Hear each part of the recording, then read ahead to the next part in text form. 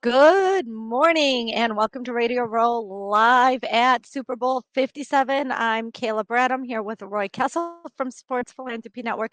And as a mom, I got to say this, I'm really happy to start today's broadcast off with an amazing young woman. I just said, "Hey, I saw you on NFL Network yesterday."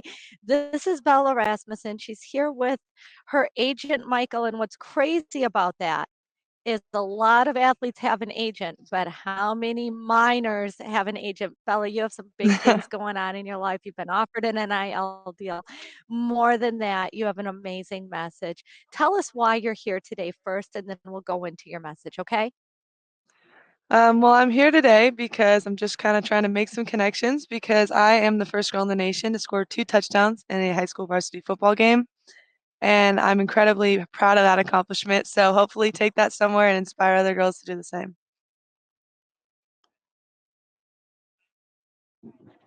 Well, I love that. I graduated high school in 1991.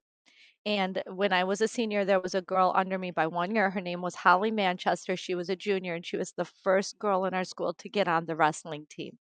And if you can just imagine in the 1990s, it didn't go over well that a girl was going to wrestle. She'd either get the snot kicked out of her or the guys wouldn't wrestle her, right?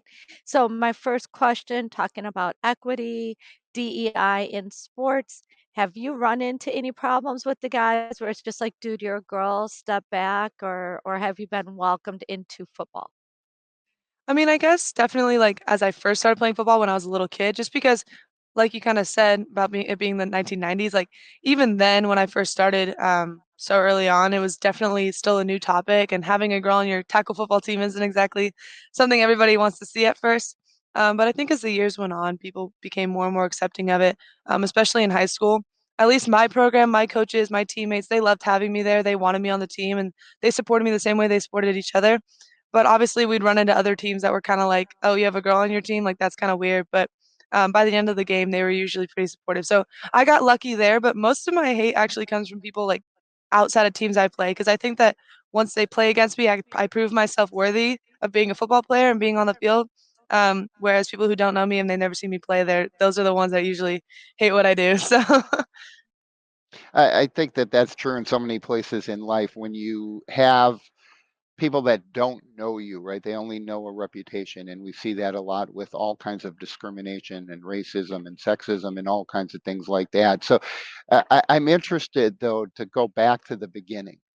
What attracted you to football? It's a very unusual um, direction, right? As you said, for a girl to be playing tackle football. There's so many that want to. We see great opportunities in flag football now for young girls, and that's certainly expanding and going to create more long-term opportunities. But it is different. What made you want to start, and what was your first driving force in that direction? So my brother and my cousins they played football as I was growing up for like 3 years. And I was at all their games and practices, and I was just like, I'm spending all this time here, and it seems like it looks really fun. So I was like, why not join? Because I don't know, when you're 6 years old, the last thing you think about is feminism and things like that, and people not wanting girls in male dominated sports or anything of that nature. So I was just kind of like, I want to play football, and I fell in love with the sport the first day I put on pads. It was definitely something where I was like, this is where I want to be. I love doing it. I definitely found it to be home, no matter how many people told me I wasn't supposed to be there. It was just like, but I like it, like I like being here. And every single season, it just got more and more comfortable, and I loved being there. So I really just fell in love with the bond, the team, the family that you make on a football field. You don't really find that anywhere else.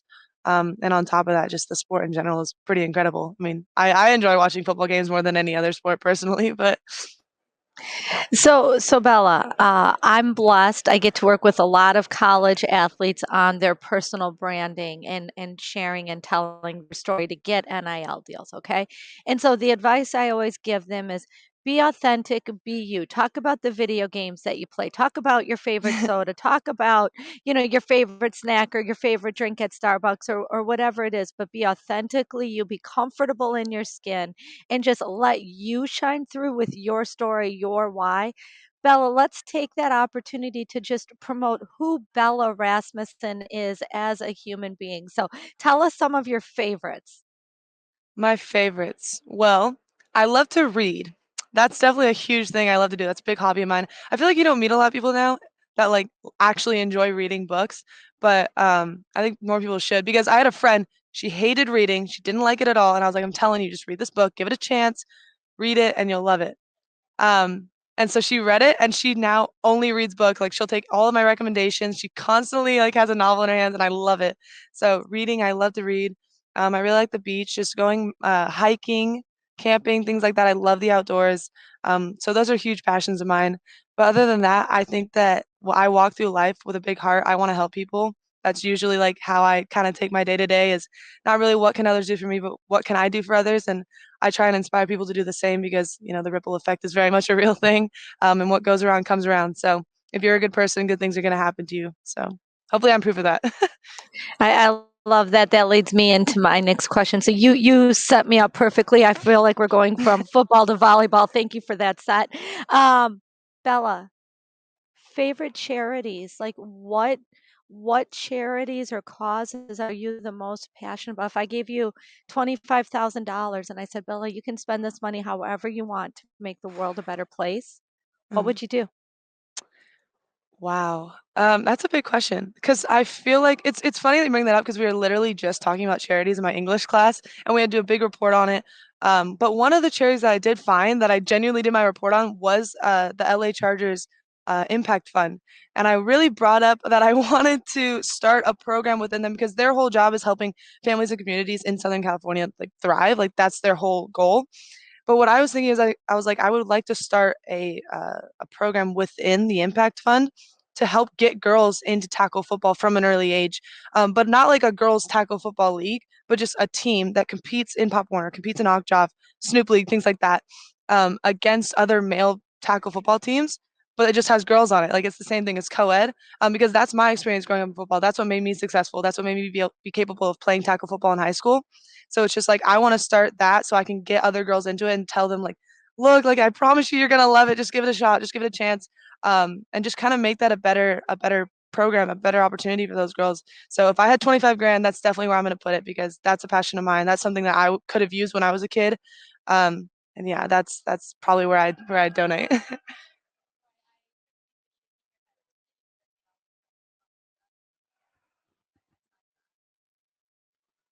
Yeah, I think that it's great to see that kind of competition, and I think that it would be fantastic. And I think what would be really impactful is right if you put one girl or two girls on a team, you're still going to have a lot of people that are going to say if they're successful, it's only in small part because of how good Bella is. It's she's got a great team around her, right? Just like you hear on lots of college and NFL teams, right? This quarterback is a game manager. This player really is just surrounded by amazing talent, and that's the only reason they're successful. And I think when you get to the point that you have an entire team that can be out there and compete and can show that we can win games too.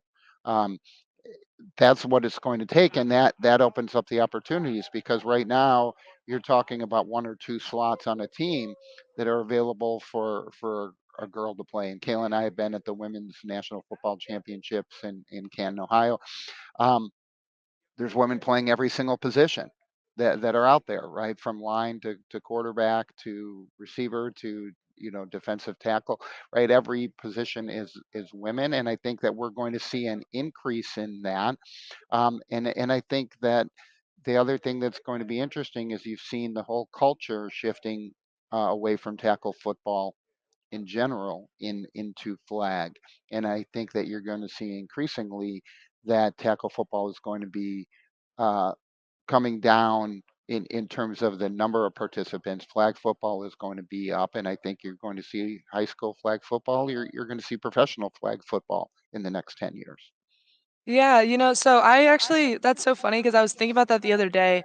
Because there's obviously tons of articles coming out of people telling their parents like, don't let your kids play tackle football at such a young age. Like, don't let them play youth football because it's dangerous, and it is. It absolutely is.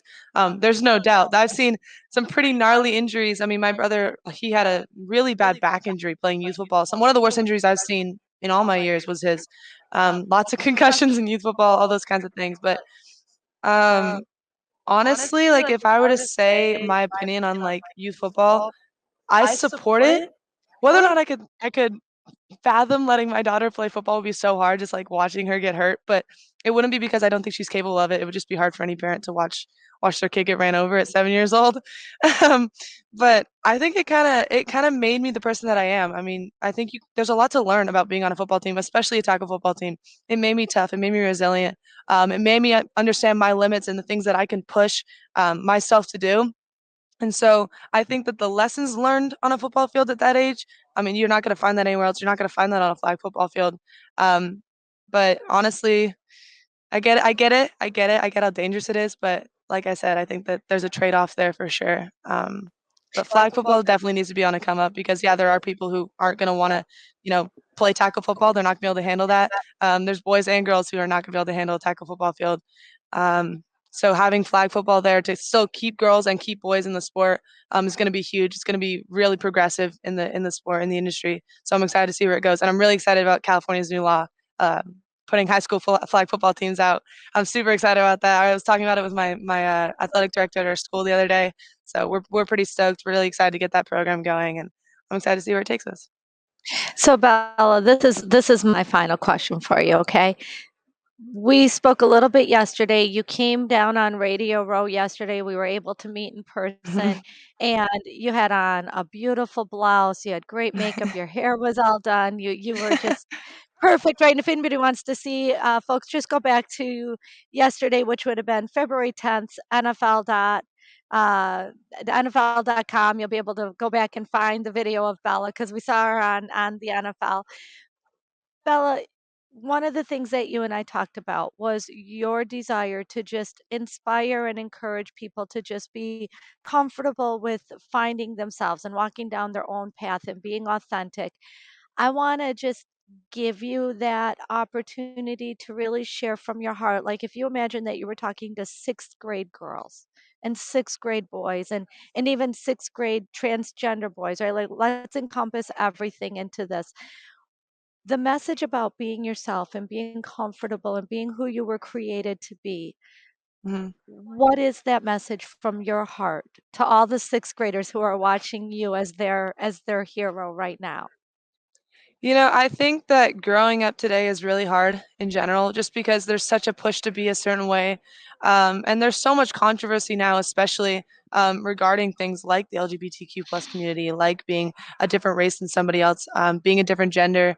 Um, and I think that's kind of ridiculous. It's like you're just a human being. It doesn't need to, like, why put so many labels on it? You're born where you're born. It's like it doesn't really matter those things. You're still as capable as the person next to you to do whatever you want to do in life. So growing up for me at least, I was pretty blessed to have parents that encouraged me to be whoever I wanted to be and go out and do whatever it is that I wanted to do in my life. So I guess that's what I want to push on other people is it's like please don't let anything about yourself or what anybody else says stop you, because at the end of the day, the one person that you can always count on is the person looking back at you in the mirror. And it's like if you believe in yourself, if you love yourself, that's what's most important. It's like don't let what anybody else says influence your decisions in life. It's like you have goals, you have things that you love, you have passions. Go pursue them. It's like you get one chance to do this. You really do only live once. So please don't let fear and worry about being ostracized or made fun of. Don't let those things stop you, because I promise you, the person who's making fun of you is just as worried about them getting made fun of too. So I think it would all be a better world if we just walked around with confidence, like, yeah, this is who I am, this is what I do, this is what I love. Watch me do it. So I don't know. You get one life. Don't waste it.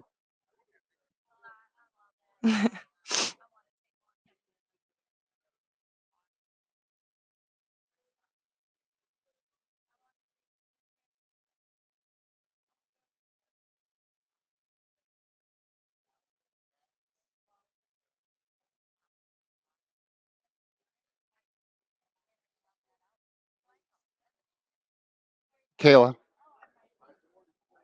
I want to take just a second and say, Mr. and Mrs. Rasmussen, I see you.